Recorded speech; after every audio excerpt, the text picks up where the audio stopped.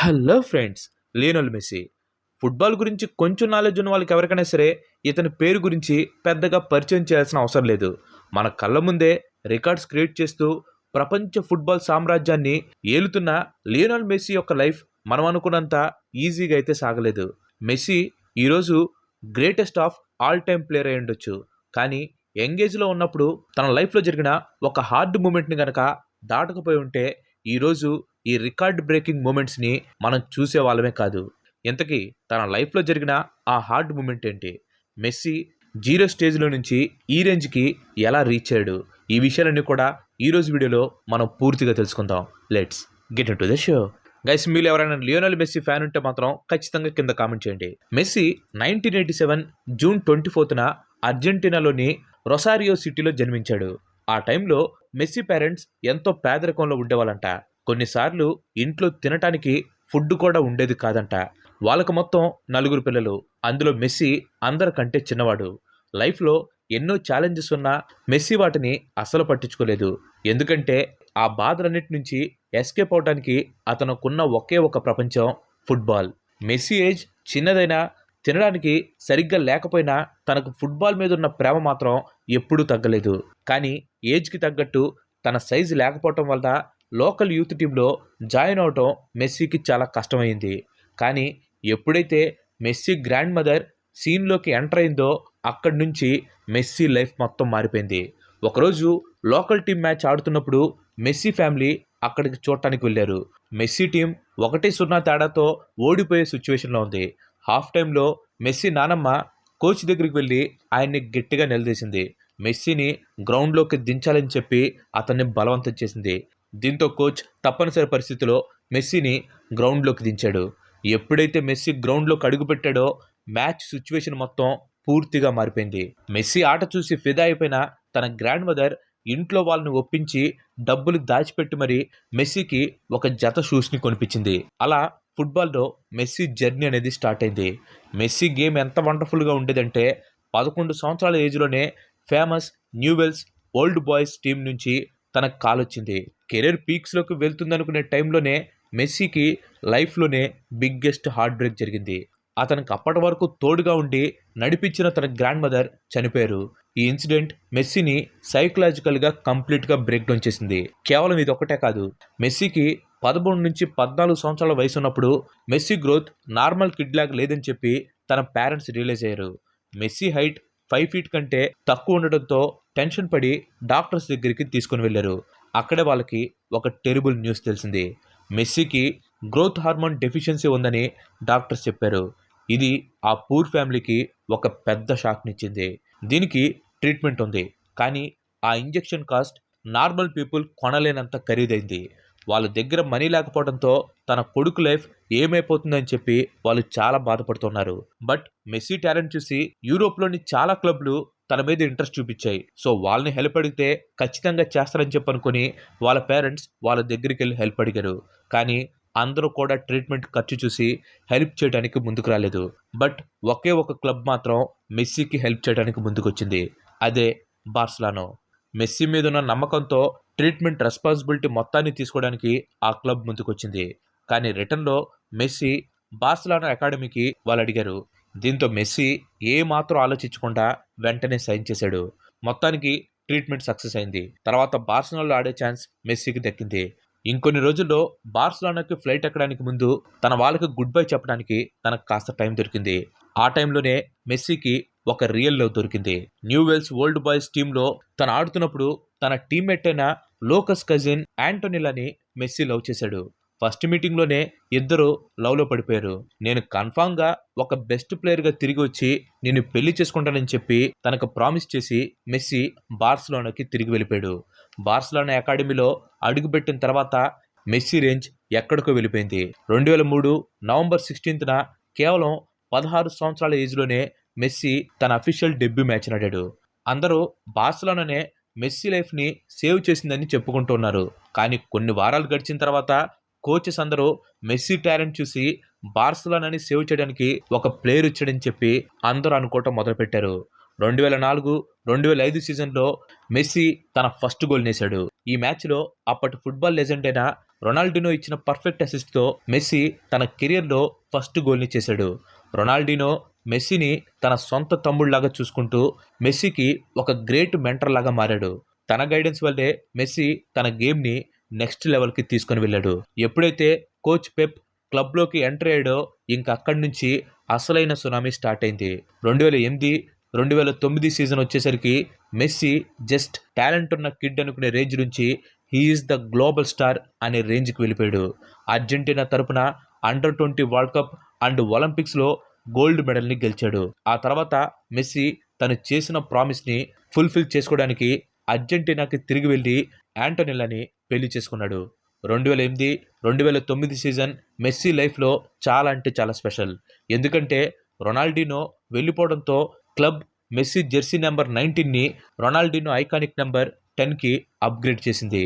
Pep తీసుకొచ్చిన కొత్త system మెస్సీని టీంకి సెంట్రల్ స్టైల్గా మార్చేసింది. ఇంకెక్కడి నుంచి రిజల్ట్స్ మామూలుగా లేవు. ఛాంపియన్స్ లీగ్ ఫైనల్స్లో మెస్సీ హెడ్తో కొట్టిన ఒక క్లాసిక్ గోల్ హైలైట్ అయింది. బార్సిలోనా హిస్టరీలోనే ఫస్ట్ టైం త్రిబుల్ని గెలిచి హిస్టరీ క్రియేట్ చేశారు.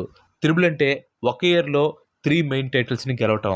ఆ సీజన్ మొత్తం 38 గేమ్స్ ఆడిన మెస్సీ 38 గోల్స్ అండ్ 19 అసిస్ట్లతో దుమ్ము లేపేశాడు. ఈ మైండ్ బ్లోయింగ్ పర్ఫార్మెన్స్ మెస్సీని ప్రపంచంలోనే బెస్ట్ ప్లేయర్గా నిలబెట్టి కెరీర్లోనే ఫస్ట్ బ్యాలెన్ డోర్ అవార్డుని తెచ్చిపెట్టింది. బట్ స్టోరీ ఎక్కడ తాగలేదు.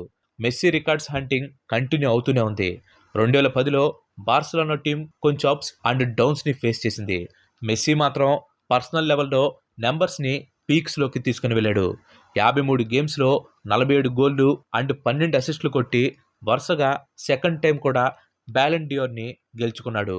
2011లో అన్ని కాంపిటీషన్స్లో కలిపి 53 గోల్స్ అండ్ 27 అసిస్టులతో బార్సిలోనా హిస్టరీలోనే ఒక బ్రాండ్ న్యూ మైల్ స్టోన్ని తను టచ్ చేశాడు. వరుసగా మూడోసారి కూడా బ్యాలెన్ డియోర్ని గెలుచుకొని హ్యాట్రిక్ని రికార్డ్ చేశాడు. కరెక్ట్గా ఇక్కడే ఫుట్బాల్ హిస్టరీలోనే extreme thrilling Messi versus Ronaldo rivalry పీక్స్లోకి వెళ్ళింది. రొనాల్డో రియల్ మాడ్రిడ్ కప్లోకి ట్రాన్స్ఫర్ అవడంతో ఎల్ క్లాసికో మ్యాచెస్ ఎప్పుడూ లేనంత హీటెడ్గా మారిపోయాయి.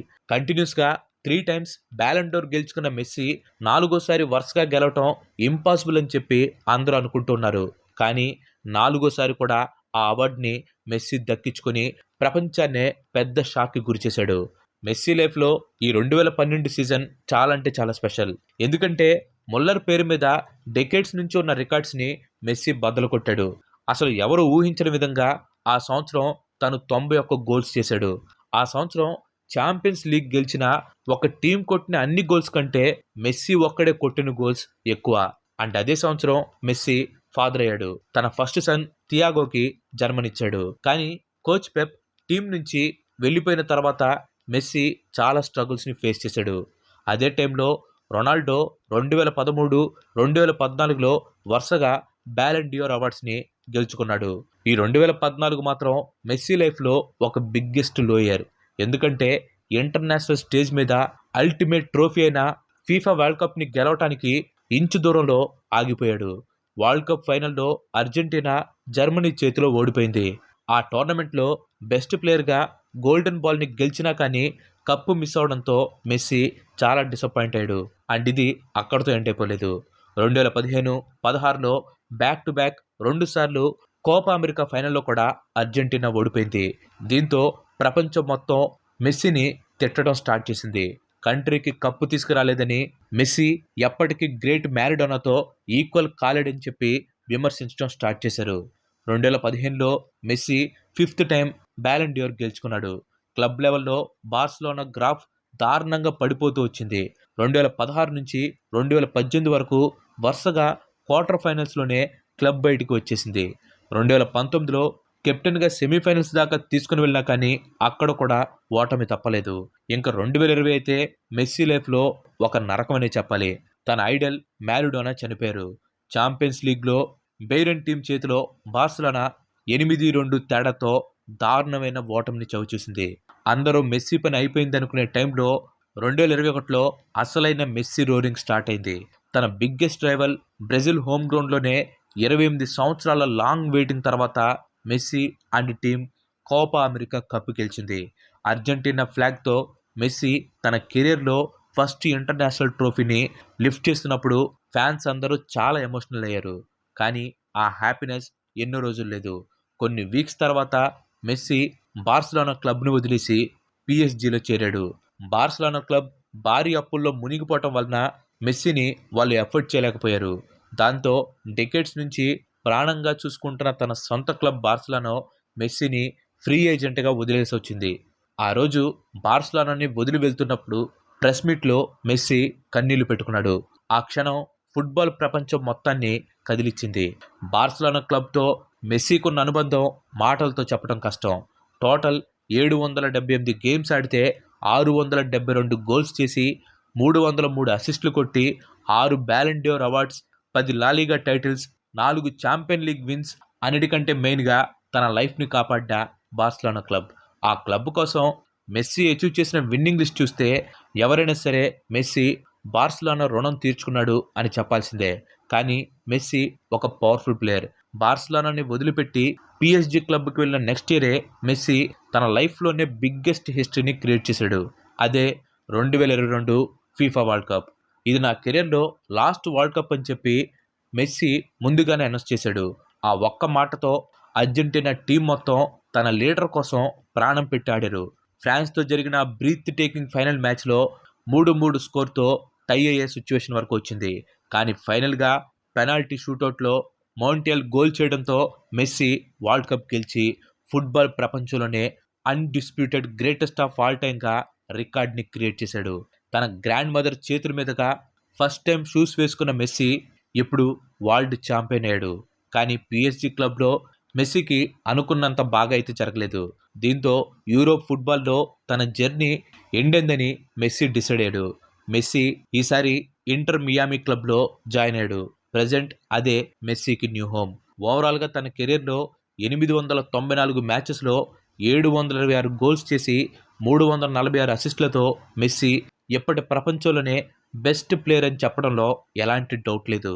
ప్రజెంట్ మెస్సీకి 39 సంవత్సరాలు అయినా కూడా టాప్ ఫామ్లో ఉన్నాడు. అండ్ ప్రజెంట్ జరుగుతున్న 2026 ఫిఫా వరల్డ్ కప్లో కూడా అర్జెంటీనా స్కోర్ చేసిన ప్రతి గోల్ని మెస్సీనే కొట్టాడు. ఫస్ట్ మ్యాచ్లో 3 గోల్లు, సెకండ్ మ్యాచ్లో 2 గోల్స్ చేశాడు.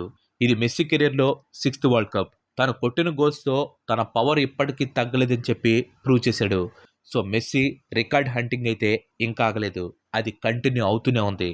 సో మెస్సీ రికార్డ్స్ హంటింగ్ గురించి మీ ఒపీనియన్ ఏంటో ఖచ్చితంగా కింద కామెంట్ చేయండి. Thanks for watching. ఈ వీడియో కనుక మీకు నచ్చినట్లయితే లైక్ చేయండి, షేర్ చేయండి. అండ్ అలాగే మన నెక్స్ట్ ఎపిసోడ్ మిస్ కావద్దు అనుకుంటే మన ఛానల్కి తప్పకుండా సబ్స్క్రైబ్ అవ్వండి. ఇంకో మంచి ఎపిసోడ్లో మళ్ళీ కలుద్దాం. Till then bye bye, have nice day.